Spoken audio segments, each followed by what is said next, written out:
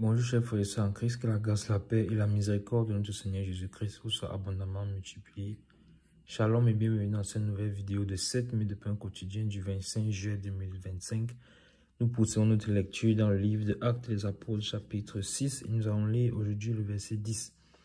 Nous avions déjà vu hier qu'il y avait donc quelques membres de la synagogue dite des affranchis, des Cyrénéens, des Alexandrins, avec des justes de Cilicie et d'Asie qui se sont mis à discuter avec le serviteur de Dieu, Étienne, qui avait été établi par les apôtres comme diacre dans le but de procéder à la distribution de la nourriture avec 6 autres frères pour que les apôtres, eux, puissent se consacrer à la prière et à la parole.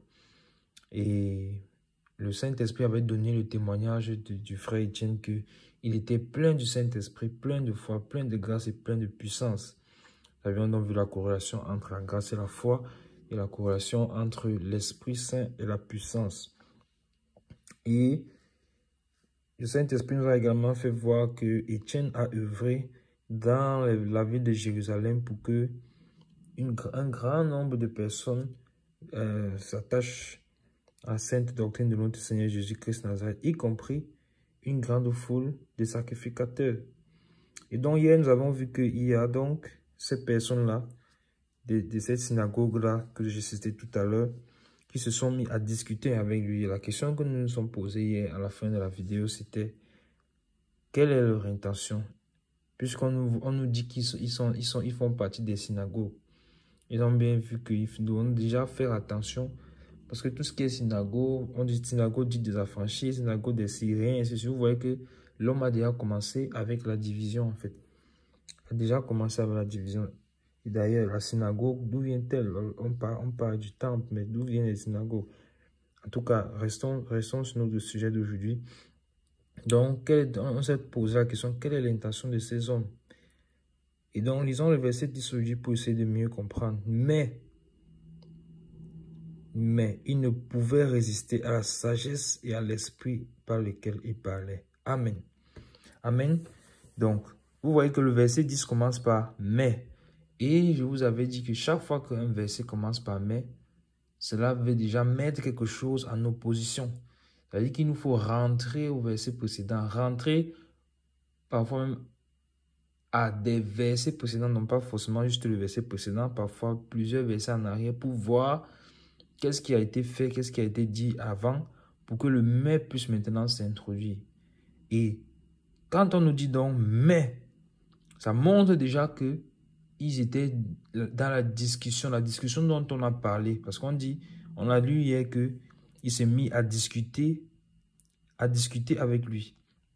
Donc, on comprend déjà que cette discussion-là, ce n'était pas un dialogue. Ce n'était pas dans le but de s'exhorter mutuellement. Mais ces personnes-là sont venues dans le but de le confronter, en fait. Vous voyez? Voilà donc la réponse à la question que nous sommes posée hier. Ils sont venus dans le but de le confronter. Et nous voyons bien que voilà donc où le système des hommes mène. Dieu a parlé par les prophètes. Il a prophétisé pendant toutes ces années-là sur le Seigneur Jésus-Christ. Le Seigneur est venu. Le Seigneur est mort à la croix. Il est ressuscité. Il est monté au ciel. Il a répandu le Saint-Esprit, mais les hommes sont toujours dans les synagogues. Mais les hommes sont toujours dans les systèmes. Et donc, les voici en train de vouloir discuter avec un homme qui est plein du Saint-Esprit et qui a compris le plan du Seigneur, qui a compris le plan de Dieu. Donc, quand on dit « il ne pouvait résister à sa sagesse », ça veut dire qu'il cherchait à résister. Il cherchait à résister. Donc, le « mais » a bien sa place. Il cherchait à résister à sa sagesse. Vous voyez ça? Et souvenez-vous que la sagesse, c'était l'un des critères que le Saint-Esprit avait donné quand il fallait choisir ces 7 personnes. Ce que nous avons lu au verset 3. Le Saint-Esprit avait dit, il faut que ces hommes-là aient un bon témoignage, qu'ils soient pleins d'Esprit Saint et de sagesse. Amen. Et c'est la démonstration qui est en train d'être faite ici. Voici donc des hommes qui viennent pour confronter Étienne, mais il est plein de sagesse. Et eux, ils n'arrivent donc pas à résister à sa sagesse, parce que leur but, c'était de résister à sa sagesse. Mais ils se rendent bien compte que cela est impossible. Pourquoi?